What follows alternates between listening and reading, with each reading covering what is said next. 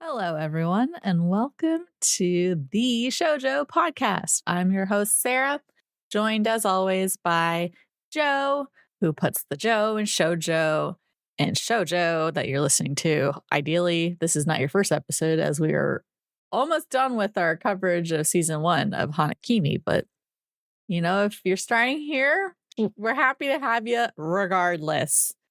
We're going to catch up before we jump into our episodes here today. We like to kind of see what's going on in our lives because we're both the most interesting people around. No, that's true. Doubt. Yeah. So Joe, what have you got going on that's gonna entertain the masses? This weekend we had a big festival that I volunteer at. And so I was very busy the whole time, but as a result, I now have a lot of beer, which would normally be good, except I kind of stopped drinking a while ago.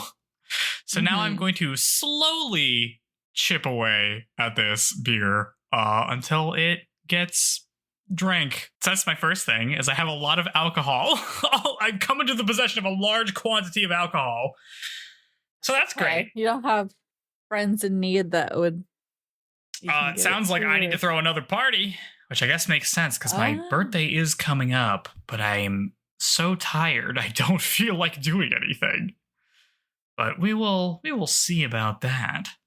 Well, what did you volunteer? What specifically were you in charge of doing? Like greeting people or cleaning, or? I was in charge of the booths that sell beer.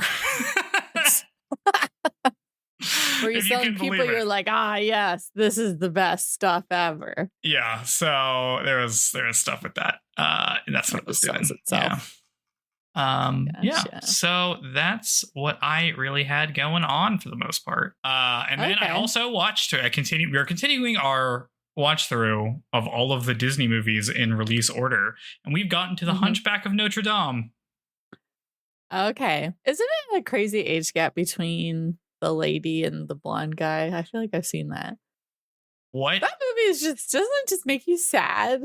Does it make me? Why would it make me sad? It's like they're so awesome. Mean to him. They are so mean to him, but they're not mean to him at the end, which is how movies work. I guess. I don't know. I guess it's like sometimes. Oh, maybe I don't know if it's because a lot of Disney movies are. This just feels like more or darker and more intense and like relatable trauma than some other scenarios of Disney, maybe. Yes, I like this. So it's crazy to me that like I ended up liking this quite a bit for a couple of reasons. One is the songs are good. Some all-timer songs in this.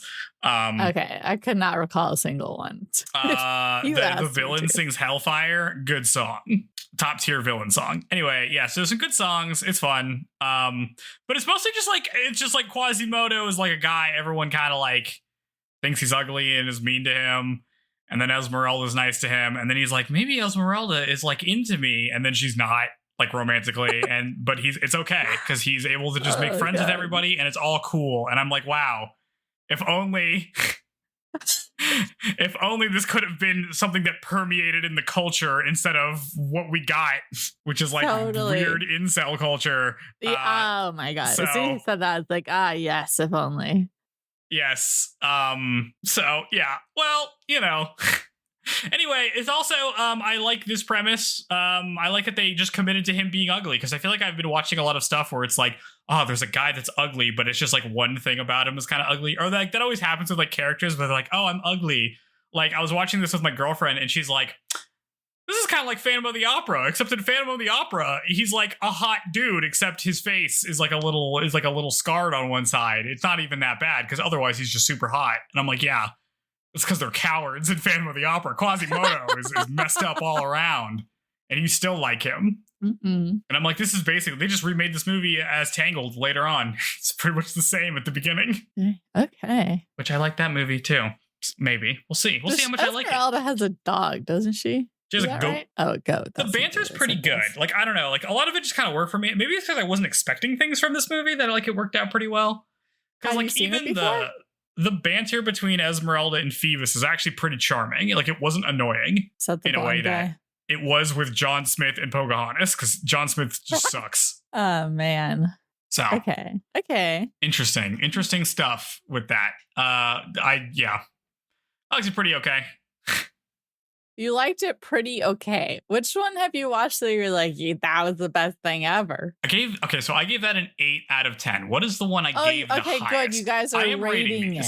Yes, I do have ratings for each of these. Let me pull up the highest one that we have. What's the lowest one? The lowest one is almost certainly Song of the South. Yeah, okay, that's what I was imagining it probably was. Let's see. My lowest one is Song of the South with a 1. I gave it a 1 out of 10, the lowest possible score. And I gave a 2 to the movie So Dear to My Heart, which is also terrible. Yeah, never heard of that one. So far, I've given 9s to Pinocchio, Sleeping Beauty. Really? I gave a 10 to Who Framed Roger Rabbit, because obviously. Is that Disney? Yeah. Okay, that's wild. Because they participated in the animation part. It's the animation part that's important. Yeah. I gave Beauty and the Beast a 9. I gave Aladdin a 9. I gave The Nightmare Before Christmas a 9. And I gave The Lion King a 9. And then I gave Toy Story a 9. Those are all my 9s. Okay. So, sorry. You gave a 10 to... Who Framed Roger Rabbit. Okay. And you had seen that before? Oh, yeah. Nice. Only 3 movies have gotten it, because there's 6 of us in this list. Not everybody watches it every time. But so far, 3 movies have gotten a 10 by somebody. And those have been Who Framed Roger Rabbit, Mary Poppins, and The Lion King. Those are our only ones that have gotten an individual 10. Okay, nice. We're going to keep on trucking. Okay.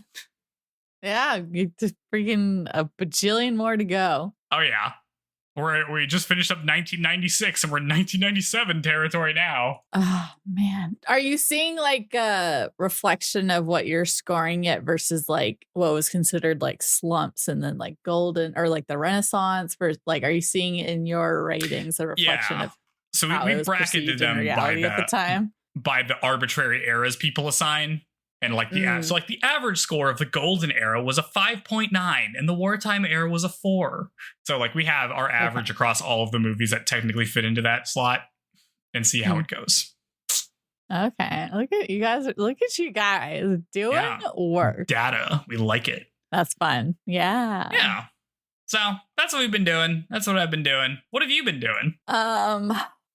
Working out still. Nice. What's your max? I'm not doing any free weights. I'm just doing the little machine. So I'm just not trying to get too crazy. I don't want to be a muscle mommy or whatever.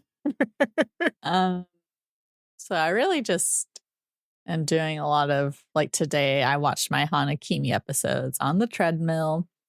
Just trying to keep, I think maybe part of the reason I've been sleeping better. Well, I keep looking up like, oh, what are the this or that sauna? Can you do that every day? What are the benefits? Blah, blah, blah. And so maybe improved sleep is one of the benefits from doing the sauna every day. But other than the gym, I deep cleaned my place yesterday. And then of course it like rains, and then I have 2 wet dogs running around everywhere, which is annoying. So then I gave them a bath, and it's raining again this morning, and it's like I just gave my dogs a bath and now it's raining. Which is annoying. Hey, what are you? Okay, Silas, I hope that's a toy you're actually chewing on. He's in his little bit of a troublemaker where he like wants to snag things and chew on that are not for his enjoyment, but so far we haven't lost anything too major. I rewatched, or I'm in the middle of rewatching Vox Machina since season 4 came out. And I wanted a refresher on that. Love Island going strong. I have a date on Thursday. I'm like I mixed feelings. Well, honestly, no. I'm like not overly looking. Mixed feelings. And by mixed, I mean bad feelings. Basically, it's someone I had met at the singles thing, and we all like hung out in a group afterwards. And he was kind of, it wasn't like negging necessarily, but like, I'm like, I don't know if there's something in my, I like to have like a false bravado sometimes, and then maybe some people like to like engage with that by trying to verbally, I don't know, question my statements. And it's like, no, just believe me when I say I'm awesome. All this stuff. Ooh, that's not good. Hey, I know. Well, ran into him. Yes, ran into him a second time in the wild. And at first I was like, oh God. But then, I don't know, our groups kind of hung out for the day. And I was like, okay, sometimes he's not so bad. So whatever. Give him a chance. Nothing else. Did that. So is it whatever. Really that important? No, I don't know. I guess I'm getting dinner out of it probably. So if nothing else, a meal for my troubles. Yeah, I don't know. I'm like, or well, one of them I've met has been older. There's like 3 people that come to mind that have like been like that, and I like don't like it every time. But 2 of them have been younger than me, so I'm like, maybe this is just how like younger people attempt to interact with women. I don't know. I'm this not is sounding into so it. fun. I've told him to his face, hey, I don't like this, so stop doing it. So we'll see. Yeah. Ooh. Yeah, whatever. It's I made a candle. I went to a women's candle making class and made my own candle. I'm like, I'm starting to get, hold on. Freaking. She's going. She's targeting him. The dog's going crazy. Is it the dog? Is it the cat? I can't tell. This seems like a way you pick up a cat. Nope, it's the dog. He's not supposed to go over the baby gate, but he keeps doing it. Oh, you need a bigger baby gate. All right, well, I guess to fill time, I'll talk about one final thing I still had. I got in the mail today this very nice Blu-ray collection of Lady Oscar, aka The Rose of Versailles, that I got from Discotheque. Did a release of it recently, and so I have the whole series on Blu-ray now, which is great, because for a long time I only had part of the series on Blu-ray because the other part was out of print. Dang. Okay. And she makes an appearance in these episodes. Kind of. Made me think of her. Oh, now I got a freaking crying baby. That's what you get. Look, Cricket could jump over that baby gate every day if she wanted. She respects the gate. She understands that it means don't go there. And he does not understand that. She respects the gate. There's a pre-order for Magic Knight Rayearth, the original one. Okay, here's a problem. Our next series is one I wanted to cover. And then we keep getting these things. I'm like, should we just push that back because we have all these new things coming out that would be probably more beneficial to the podcast to cover? I'm saying, should I buy this Blu-ray set, this Blu-ray disc set? Is my question. It's kind of expensive. Is it the old one? Because they're about to have a new one come out. It's the old one. Well, we'll be watching the new one then, whenever eventually cover that.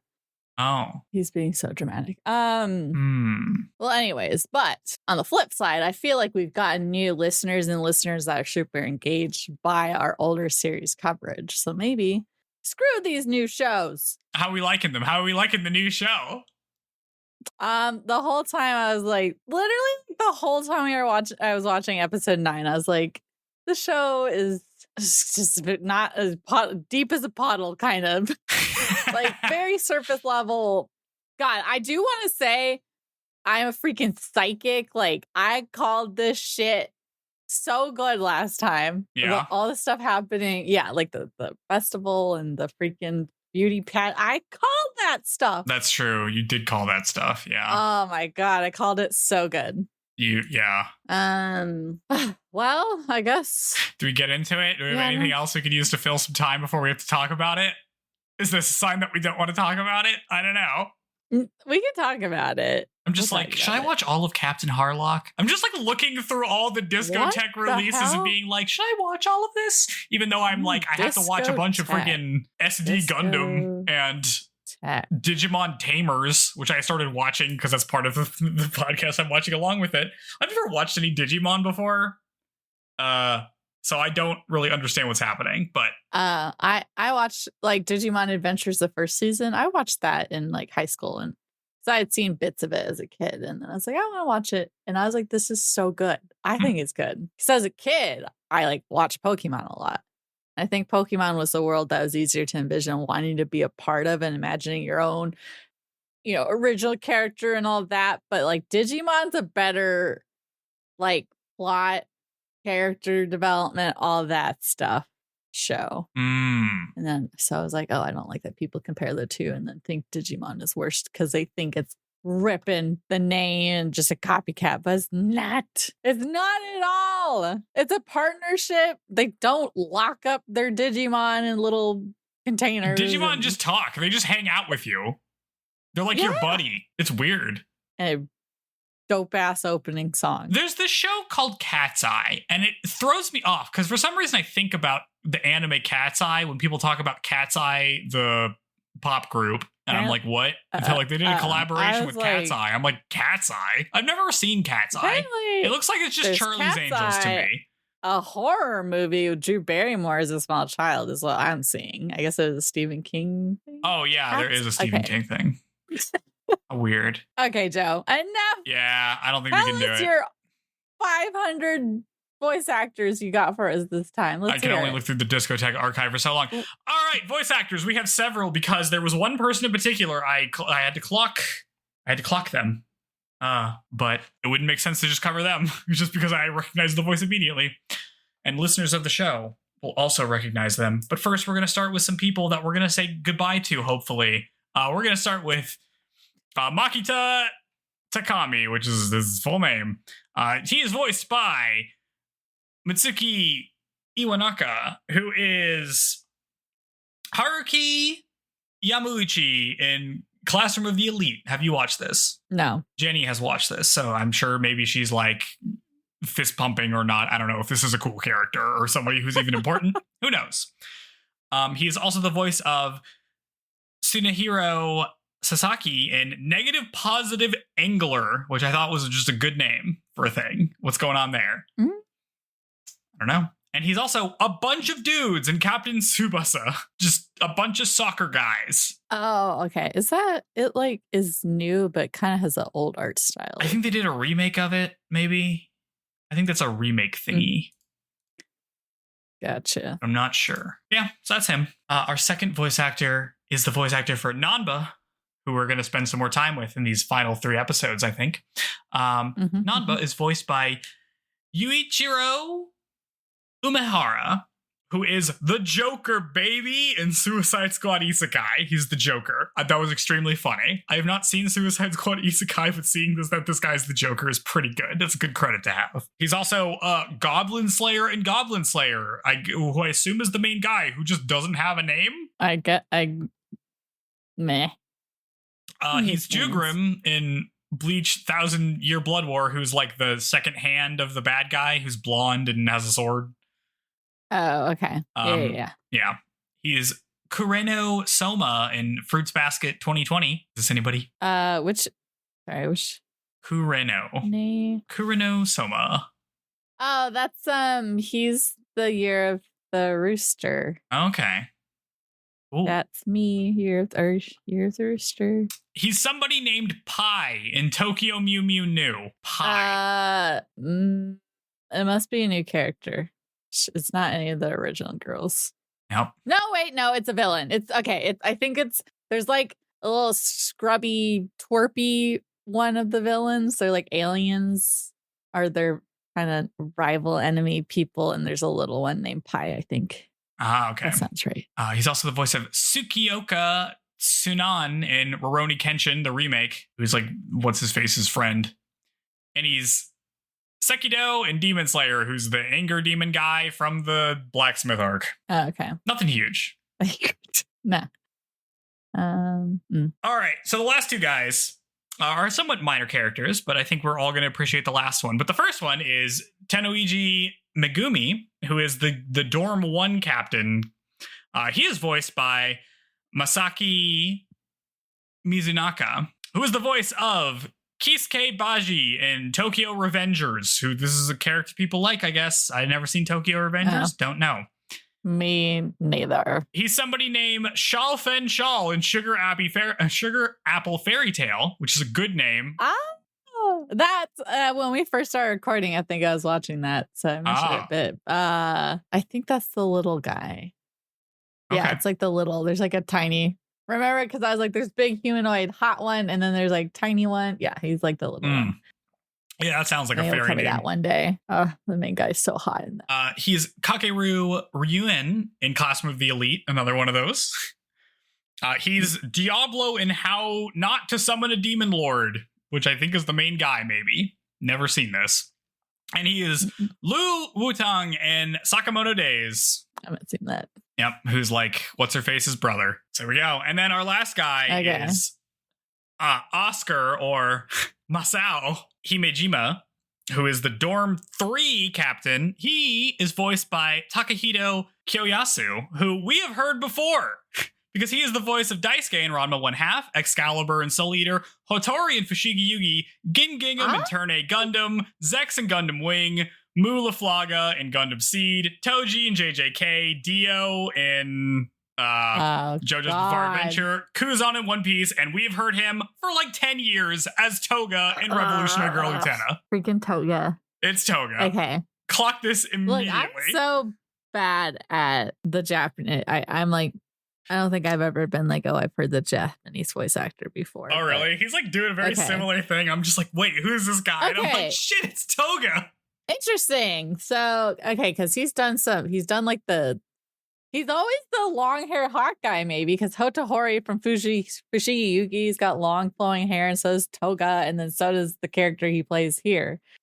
Yeah, he's always like a fancy guy. Yeah. I've never still seen playing a high school age person, except like Toji. 30 years later or whatever.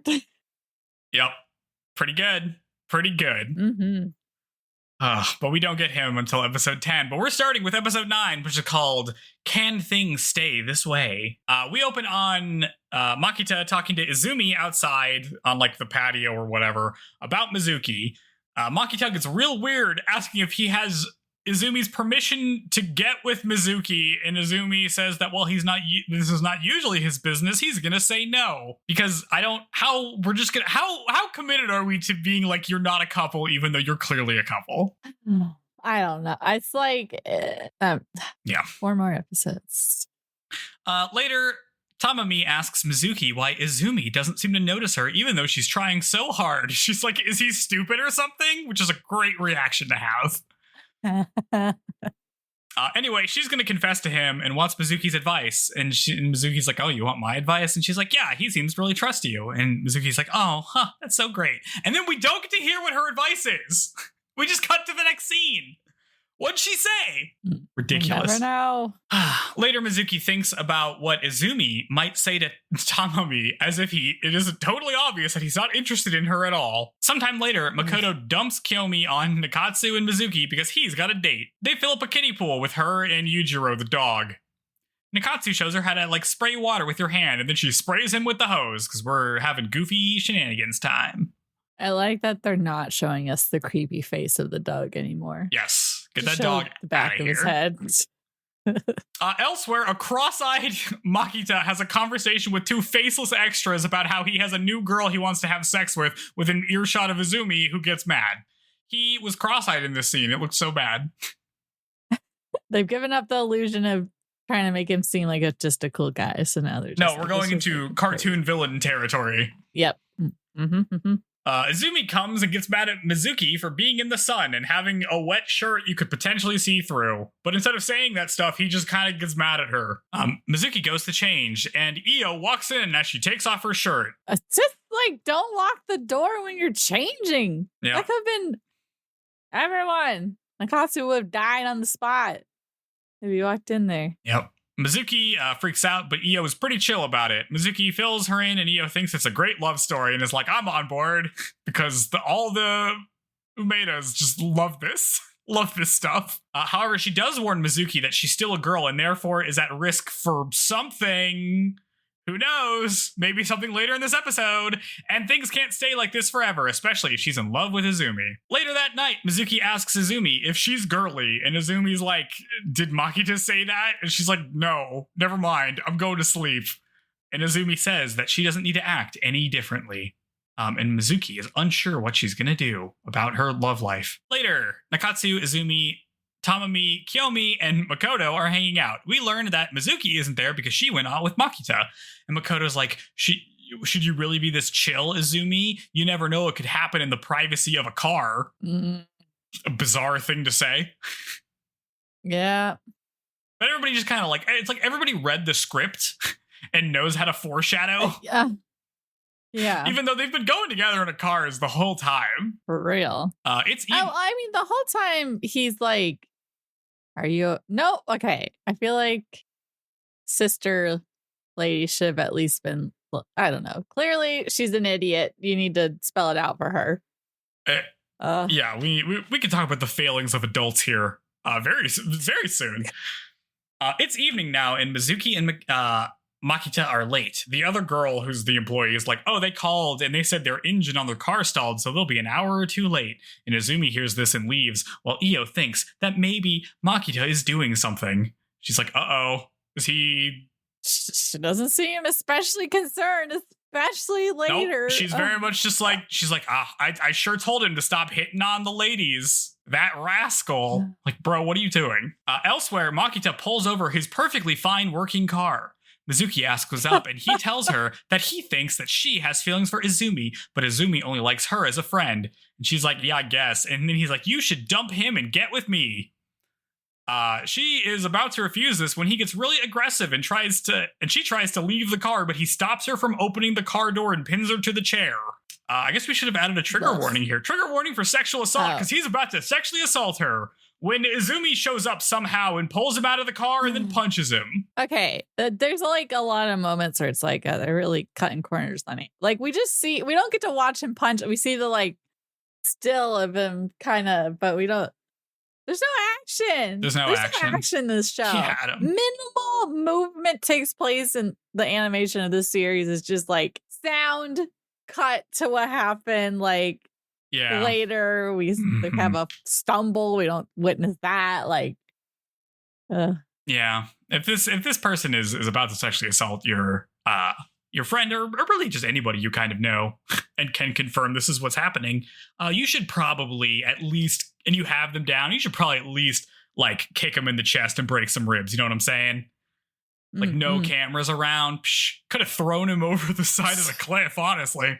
Anyway, Mizuki gets out of the car and runs into the woods. So Izumi chases after her to calm her down. Somehow they get lost and the sun sets and there's no cell reception. Mizuki has fallen asleep and Izumi is carrying her, but he slips and they slide down a cliff. This is so... Everything has just been done a bajillion times. This is so... Unfortunately, he fell down. This entire sequence does not work for me because the logistics make absolutely no sense to me whatsoever. But I'll talk about that. Unscathed. I'll talk about that in a moment. Mizuki wakes up and remembers what's going on. Izumi explains that he fell down a cliff, and also Mizuki has sprained her ankle, so that's happening. And also, she has a fever. Mizuki thanks Izumi for saving her, saying that she should have listened to him. And Izumi's like, don't worry about that, even though I don't know. Yeah, I guess. Makita gets back to the house to find Io waiting for him. She lightly scolds him while asserting that Mizuki is a boy.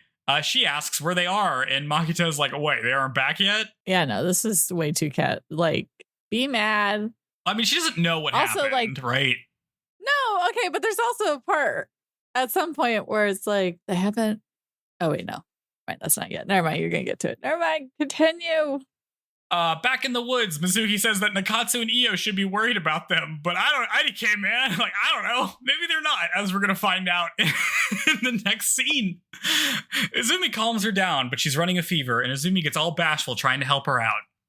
Back at the end, they're all just kind of waiting around, even though it's dark now, and Io's like, well, I guess if they don't come back in the morning, we can call the police and request a search party. Terrible. And Nakatsu's like, fuck that, you have a car. Yeah. Yeah. We know where they were. We could just ask Mikata where they were, and they could just go into the car. So he makes them leave because he's the only one with a brain. Yeah, What are they talking about? Yeah, that's bad. Dr. Umeda would have, not on his watch. His sister, how's Nanba turned out as decently as he has? For real. Umeda would have solved this. Dr. Umeda, this is what the doctorate's for. This is what the MD is for. He would have solved this immediately, being like, what do you mean they're not here? Go fucking find them, asshole. Oh my god, it's crazy. It's crazy how much they just no urgency at all. I feel like, I guess the most generous read I can give is that she's trying to give them some privacy, but like, you don't know if they're okay or not. I'm going to complain about it. I'm just going to get through this and then we're going to complain about it. Okay. In the woods, Mizuki is struggling, and Izumi says he's going to try to get cell service, but Mizuki doesn't want him to leave, and then she passes out. Izumi sees a nearby stream of water and effortlessly tears off the sleeve of his shirt, which I'm like, bro, what is your shirt made of? You can't do that. There's like, those stitches are reinforced, my guy. And then like, it's all that jumping. I guess it just like, damn, tear away sleeves. What's happening? He wets the sleeve so he can put it on her forehead, and then he gets some water in his mouth and then puts it in Mizuki's mouth, baby bird style. Ooh, indirect kiss. That's a direct kiss. All right. Oh, I'm an idiot. He's doing mouth to mouth, but spitting liquid, getting the backwash in there. Let's go. Hot. Yeah, like 5 seconds after this, Nikatsu finds them. It's the next day, and Io's like, oh, Mizuki, your fever is better. Makita left this morning, so don't worry about him. You should go see the boys that were worried about you. Mizuki thinks that Izumi might have kissed her when she was like hazy, but was kind of out of it, so she isn't sure. Izumi sees her in the hall and is all chill about everything, and she thanks him for yesterday, but that's all she's getting. Nikatsu sees her and asks if she's better because he's a nice boy. Yes. It's the day they're all leaving. Nikatsu, Mizuki, and Izumi say bye to Io and the Kagarazaka family. Well, not all of them, because Tamami is sulking in bed after Izumi rejected her. Nikatsu says goodbye to Kiyomi, and she grabs his hair and starts crying because she doesn't want him to leave. Nikatsu calms her down and gives her his wristband, and tells her to give it back when they see each other again. And it's a very sweet moment. They all wave goodbye as everyone as we cut to credits. It's a freaking sweatband. It's kind of gross. Yeah, it's a sweat wristband. But, it's cute. Have we ever seen him wear that before? I like this. I like the stuff with Kiyomi and Nikatsu. That's cute. Mm-hmm. Honestly, this episode, I was like, I think Nikatsu is cuter than Izumi. Like, I just don't understand the appeal. Okay. The main thing in this episode doesn't work for me because they the sequence of events just doesn't make sense. Because it's like, okay. And this is petty. I know I'm not I'm not in the spirit of the show, just kind of going with it. But the fact that we hear that their car broke down and Izumi just takes off running in a direction. He doesn't know where they are. He just leaves. And Makita just pulls off to the side of a random highway. And then somehow Izumi is just there moments later. And then they get into the fight. And then Mizuki walks into the woods. And then they get lost in the woods. But it's like a road by the coast. It's like there's a big hill, like a little mountainy hill, then the road. And then there's just a cliff that leads to the ocean. How can you not find the road again? Where did they run off into the forest? They didn't run off for that long. How did they get lost? Just look for the ocean and walk that way, and you'll hit the road. Oh, get him, Joe. It just doesn't. I understand what we're doing here. I understand that this is trope bingo. Truly, and I should not be like, what do you mean you fell down a cliff, bro? Just look for the road. It's loud. You could probably hear it. It's the ocean. Go towards the ocean. You can hear it. You can see it. We all can. If anyone's like, oh, if I had to pick a shoujo host to be stranded with or that would save me, it'd be Joe. Joe's got that. I got the power of knowing where the ocean is.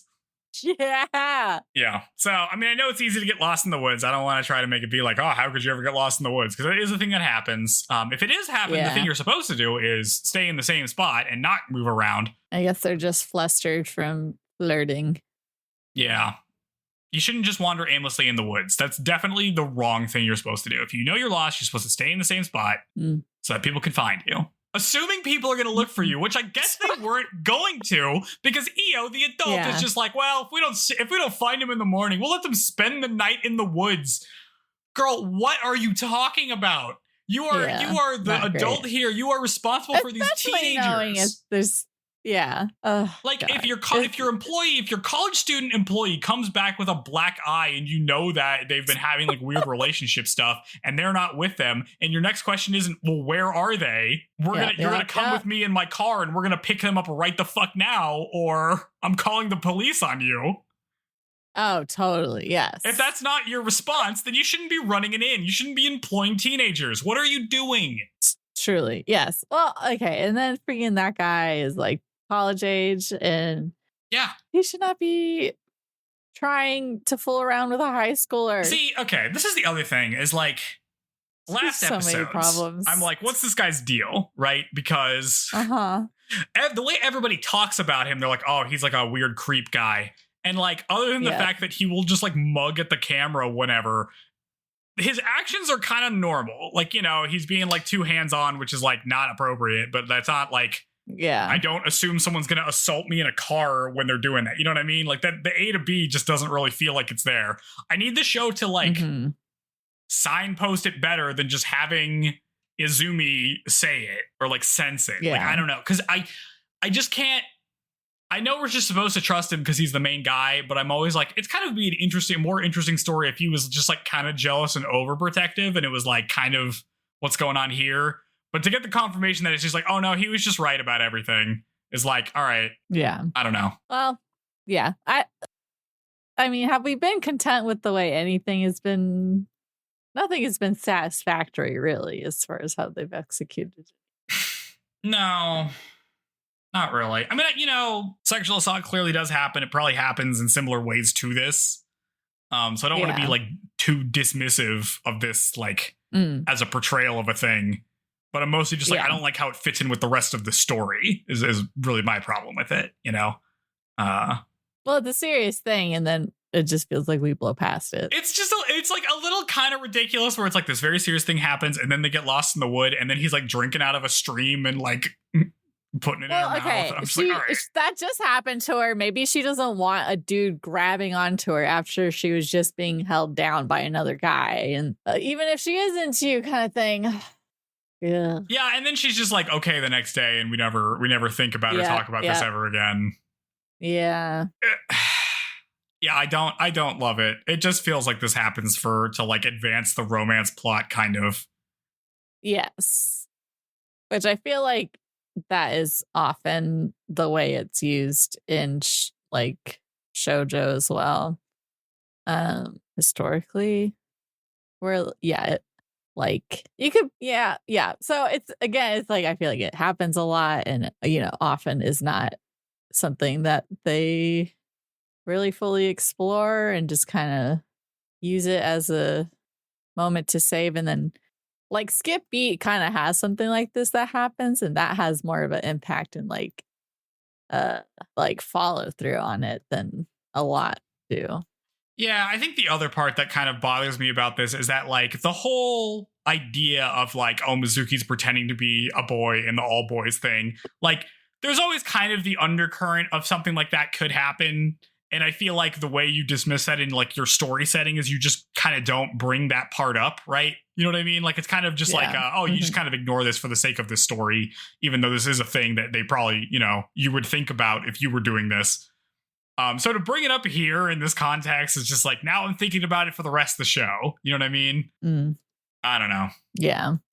Well, the show's not thinking about it much more, or at least it doesn't seem like it will be. I doubt we'll get much more. Yeah. But hopefully Kiyomi gets a reunion with Nikatsu. That's what I'm pulling for. Yes, I know, right? Yes. Yeah. I guess we also don't get anything with... It feels like the stuff with Tamami must have been in the manga and just didn't make it into this episode. Because like it's kind of brought up and then it's kind of dismissed in the end and we don't get to see any of it. Maybe. I wouldn't put too much faith in the manga either. Okay. That it cares about any other female character except for Mitsuki. Because I thought it was weird that came up and then we never really got to see what her advice was. And then we just get the aftermath. Like, this happened. And I'm like, okay. I'm like, well, all right. Yeah, that's true. Yeah. That was a little odd. Mm-hmm. Yeah. Especially, I guess, yes, because it'd be nice to see that, like, if we saw it from Izumi's perspective, then we get a little bit more insight into, like, his feelings, and he gives her some reason for why he rejects her, and then at least that's, like, a cute moment that Mitsuki doesn't get to see, but we get to see at least. Yeah, we never get time. But no! We're, like, almost never in his perspective. I mean, we're at the beginning of this episode, but, like, do we ever get time just, like, in anybody else's, like, perspective? No, not really, or not in any meaningful way. It's all surface level. It's just kind of plot points. being a little pervy, and that's kind of weird. I don't know. Interesting. Okay, do you want to go on to episode 10? Let's do it. All right, energy's back. Episode 10, I don't look good in women's clothing. We open on a Dorm 2 group meeting because we're back in school's back in session, baby. Summer's over. Nanba announces that they're having a school festival that pits the 3 dorms against each other, and whoever wins gets special privileges and a cash prize, which motivates everybody to do real well in this competition. We get the layout of the different dorms. Dorm 1 is jocks, Dorm 3 is drama nerds, and Dorm 2 is jocks and drama nerds.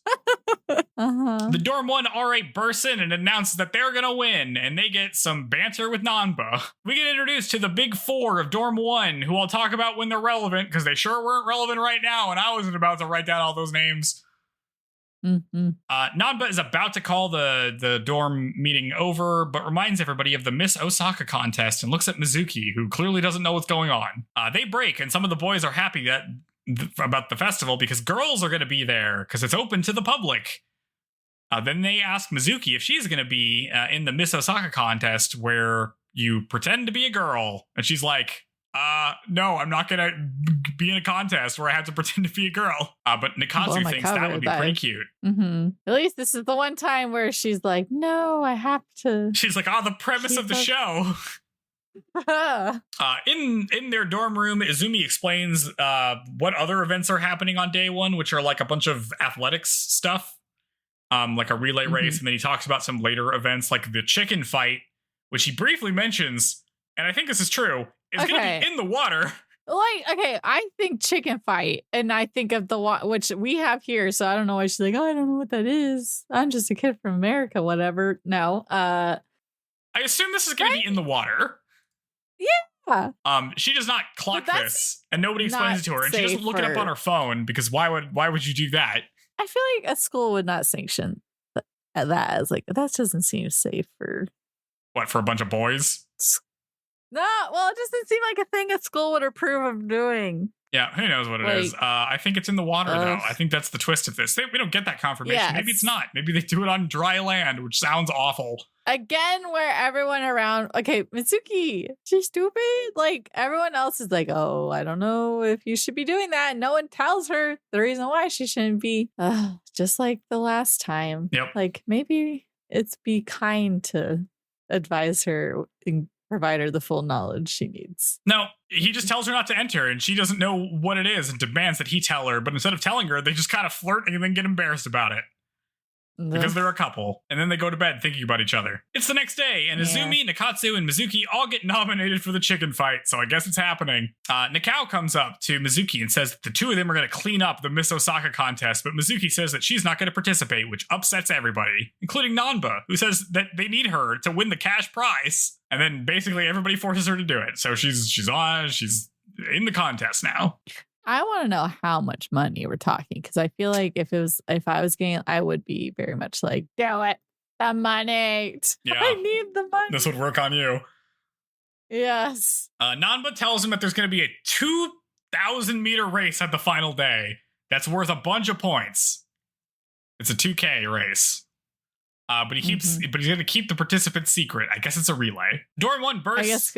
I guess, this is like, it's a school festival. Just as a reminder, it's not like we should be doing espionage work on, we got to keep who's going to be on the relay because we don't want them what does that information tell you anyway, other than like, who's going to be on it? Also, is it, okay, I feel like it's like, I'm going to break your ankle kind of information. It is kind of like that. Yeah. So if it's a 2K meter race relay, does that mean each person runs a 2K or the whole thing is 2K? The whole thing is a 2K. Okay. Dorm 1 bursts in to taunt them, and Nikao taunts them for losing the Miss Osaka contest every year, but Dorm 1 reveals that they do have a pretty boy this time. And then they single out Misaki as the rival, and the main guy taunts her athletic ability, which she defends because she's good at running, if we remember episode 1, because it's never been relevant since that point.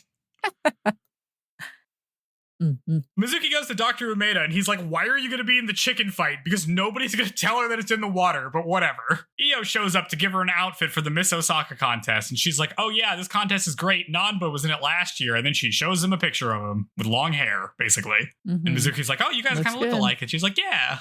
It's funny. That's my boy. Mizuki leaves and sees Nanba praying on a bench and looking stoic. She's like, something's going on with him. Later, they practice for sports while some dorm guys stake Mizuki out like they're on lookout duty. And Izumi and Nikatsu play basketball and are pretty good, but Mizuki has to leave to play volleyball, so she can't watch their match. We hear the announcement that Dorm 2 basketball team won, and then they go to celebrate with Nanba, who's distracted. And then we hear that Dorm 1 won both swimming events, which lands their dorm in last place. So they're doing bad. Dorm 1 shows up to brag about it and tells Mizuki that she's going to get beat in the chicken fight. Some silver hair guy smirks at her on the way out, and Nanba warns her that he's a real sicko. Mizuki plays volleyball, and they get crushed immediately. Suddenly, a red carpet is rolled out, and a ridiculous blonde man shows up named Oscar Himejima. He's got people like throwing glitter around him. He's like super extra, and it's great. And this is the guy that also voices Toga. So just imagine Toga doing this. It's really easy to slot him in. Yes, truly. He's Dorm 3's leader, and he's a theater guy. He invites Mizuki to Dorm 3, but she refuses. He's like, you should just join our team, which I don't think you could do, because it's based on where you live. But hey, it's a better plan than, like, staking cops on her or whatever Dorm 1's doing. Nikatsu throws a shoe at him, and he and Izumi taunt him for using a fake name and also being nearsighted. Dorm 2 is still losing. But Nanba shows up to cheer them all up, dressed up in like a big outfit because he has to lead the cheer event for the team. And he tells Mizuki that she needs to win the 500 meter relay, which is happening later today. We see the dorm leaders do the cheer event, which is like some rehearsed opening ceremony thing, and everybody's impressed. This and Nanba is lame wins. as hell. What? I was not impressed. I was not impressed. I was like, what kind of cheer is this? They each have one line. That's a competition. How can you judge that? It's like a very Japanese opening ceremony thing, and they have like each person has their own little thing to do. And the theater guy doesn't win, so get wrecked. Oh, you're right. Okay. Dorm 2 is now in second. Mizuki hugs Izumi to celebrate, which embarrasses him, but then he hugs her back, and Nikatsu gets very jealous of this. Boy, oh boy. It's time for the 500 meter relay, and Mizuki is the anchor and wins because she's good at running, even though she never practices and we never see her do it. That's right. You gotta practice that. She's given like a first place flag, but she forgets to drop it off. So like they tell her she needs to bring it to the storeroom because they already packed up, but she doesn't know where that is. She like searches for it, and then she comes across Nanba and is about to ask him where the storeroom is, but then she sees that he's with some woman, and they look like they're like hugging, but then maybe they're having a falling out, and it kind of looks like she's crying, and he looks sad, and Mizuki's like, "Ooh, this seems like drama. I'm leaving." Yeah, but she's like, maybe she's older. I'm like, what do you mean? He's your RA, which means he's got to be a third year in high school, and she's wearing a school uniform, so she can't be older. She looks like she's in high school too. Yeah, it was weird. Mizuki wonders if they broke up or something. And she runs off to find where the storehouse is, while some Dorm 1 goons spectate that she's going to be in the 200 or the 2K meter run as we cut to credits. Bom, bom, bom. Okay, so I super called the whole school festival is going to be a thing. I said either a play where she had to dress as a girl or that they were going to have some kind of like reverse beauty pageant thing. And I just want my roses or whatever the saying is for my prediction. Yay, you did it. You gotta get on the prediction markets. Start speculating wildly. Yes. Oh man. Yep. So it's a school festival. That's fun. That's opening the door for some shenanigans. Hasn't quite done that yet. I like how we're getting some weird guys, though. We're kind of at a lack of weird guys, of comedy weird guys. Mm-hmm. Yeah, those are in abundance, these episodes. Yeah, like the other dorm leaders are both like weird stereotype guys, which is fun. Yes. Yeah, okay, because, at some point they're like, oh, yes, they're two of the big four. I'm like, the big four? I don't know. What is it? You can't just introduce the big four all of a sudden. She's like a second I know. year. I'm like, stop trying to world build. This is a game, or this is a series that cannot support that kind of lore. Because I know we're not going to follow through with it, so don't even introduce it. So what do we think this sicko's going to do? The blonde-haired sicko guy who's like, Nanba's like, oh yeah, I heard he broke someone's arm and didn't even care. It's like, all right, man. It could be a matter of, because he like smiles nicely at her. Maybe it's like, oh, he's got a bad rep, but actually the times he's gotten in trouble is because he was defending someone or blah, blah, blah, something like that, maybe. No, I don't think he's going to be a cool guy. No. He's going to be like a weird, I think he's going to have to fight Izumi or something because we got to make him seem cooler. I don't know. But it seems too soon after what just happened to introduce another person who's going to be some kind of like harmful threat. But I guess we'll see. What do you think, Joe? I don't know. I think they're going to like, well, they can't break her legs. That's crazy. But it's got to be something like they're going to like steal her shoes or something. I don't know. Well, we already had they getting a cow on the scene to put more thumbtacks in her shoes. They need to like, here's what I think. They're going to like trap her on like the roof of something so that Izumi has to high jump to get up to her. And we remember that high jumping is his thing. I wouldn't blame anyone who forgot that was part of the freaking plot of the show. Oh my god. Okay. It's like very much okay. If I was just watching it, I'd be like, oh, maybe this is a little silly. Well, I probably wouldn't. I don't know if I watched the whole thing, but like we're here talking about it. We can't not talk about things that, casual viewers would be like, oh, don't worry about it. Just go along with it. But it's like, I can't talk on the record where I sound like I believe this crap. Well, I need the world to know I identify the issues. I mean, I think we we've had a couple shows like this, right? Where like this just isn't suited. Like it feels like the way you're supposed to enjoy this is not by talking about it or thinking about it, which feels a little mean to say. But yes. Well, I guess it's supposed to be more like feelings and stuff, but I feel like they're not even delivering very well. I'm surprised by that. Like, what do you feel like this show is hitting the hardest? Like, what do you think works the most in it? This Nakatsu. Nakatsu does work the best in this. Like a funny. I will say, I feel like we don't get a lot of comedy sometimes, and he's delivering on that at least. I feel like or maybe it's more of the like being more open-minded than a lot of anime would be about like relationships between men and boys love and stuff. But certainly more than I've ever seen in a shoujo. So I guess that would be this show's most distinguished thing it's exploring. Yeah, because I'm trying to think of like what separates this from some of the other shows we've watched in terms of like where is it falling flat for us? And it seems everywhere. It seems like the issue is that they just don't really commit to any like one particular idea of like what they're gonna focus on. Like even though it's like, okay, we're focusing on the romance, but like what part of the romance? I mean, even like a romance story can't focus on everything, right? Like if we think about Kimi ni Todoke, which we watched, that's like all focused on like communication and misunderstanding and that stuff. Yes.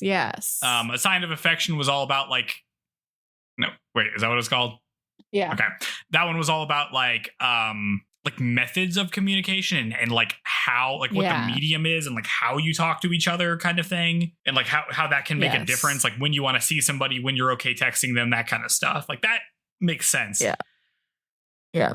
This doesn't really focus on any one thing. No, it's just like trope land. It's just like, which is like, maybe this is why it wasn't originally adapted and we're just scraping the barrel these days on adaptations, but yeah, I mean, like, because like even My Happy Marriage is all about like how you can build up your self-esteem through like a positive relationship, yes. right? Like that's yeah. and this is like it's just kind of fascinating to me that like Mizuki doesn't have like a problem. Like she doesn't really need any character development, it feels like. And Izumi kind of needed some character development to get back into high jump, but that was kind of just resolved by them being around each other for enough time. Yeah. Yeah. Well, yeah. I somehow this is getting a second season. Well, and even this, where like even this episode, you know, the episode 9, where like Mizuki's like, "Oh, I should have listened to you about how Makita's a creep," but like that's not really. She doesn't really change. It's not really like a personality thing. You know what I mean? Like it wasn't like there was some aspect of her character that was stopping her do that. She just was like, "Oh, I was kind of just thinking you were jealous of this guy, so I kind of dismissed it." Yeah. It doesn't really seem like we had any real development there, other than they kind of kissed when they had already kind of kissed before when he was drunk. Yeah, yeah. And then none of it matters, really. Nothing changes between them. Nothing changes at all. No. Oh, God. Okay, this has... 16,000 ratings on Crunchyroll, and this has a 4.5. But I guess maybe people aren't quick to be harsh of something like this. But it's just not really doing it for. It's easy, it's surface level, so I'm not agonizing over the fact that it's not delivering these things that I didn't expect it to. I guess it does just kind of hit in the middle of everything. Like this is my problem with it. Like it's not cartoonish enough to be like goofy in that fun way. Like it's not like Ouran High School Host Club, right? And it's also not serious enough to be like an actual drama that I can take seriously. Yep. So it kind of just lands in the middle of like, I don't know. This is kind of unremarkable. Yeah. So but I guess you guys will just have to see our final thoughts next time. Our final thoughts. Cover episodes 11 and 12, and then we rank. Yep. Rank it against our existing coverage. And we'll reveal the next show. You guys can probably guess. Yes, I'm so excited for our next show. Like, yeah, okay. But housekeeping things to do.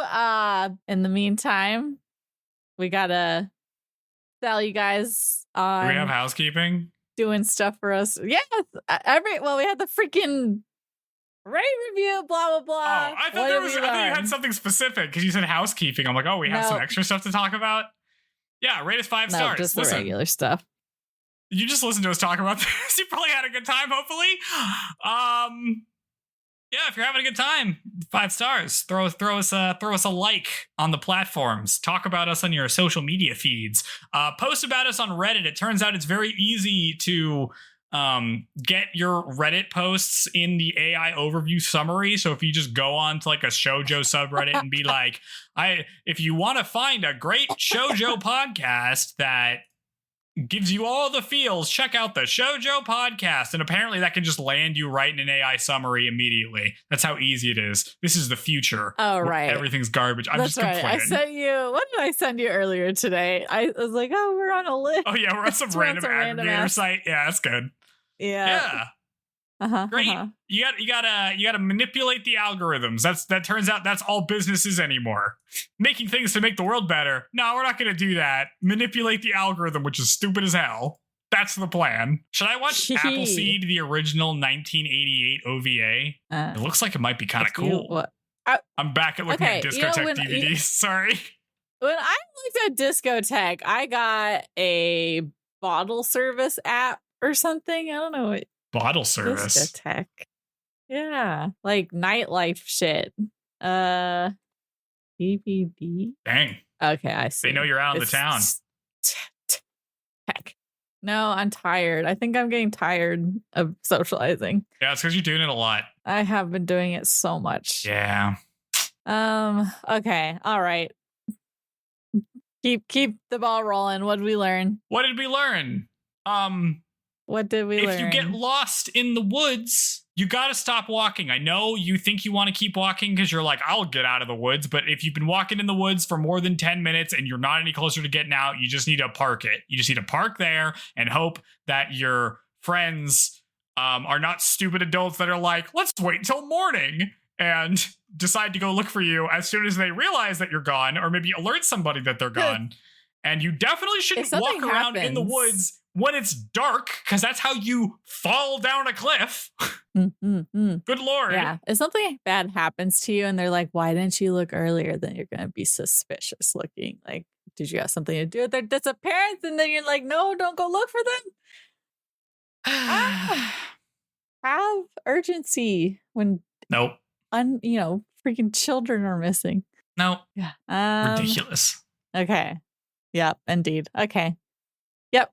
Next time. Sounds good to me. I learned. Yes. Next time, episodes 11 and 12. Yep. The end of the season. Looking forward to it so much. Wow. Okay. All right. Catch you guys then. Bye. Bye.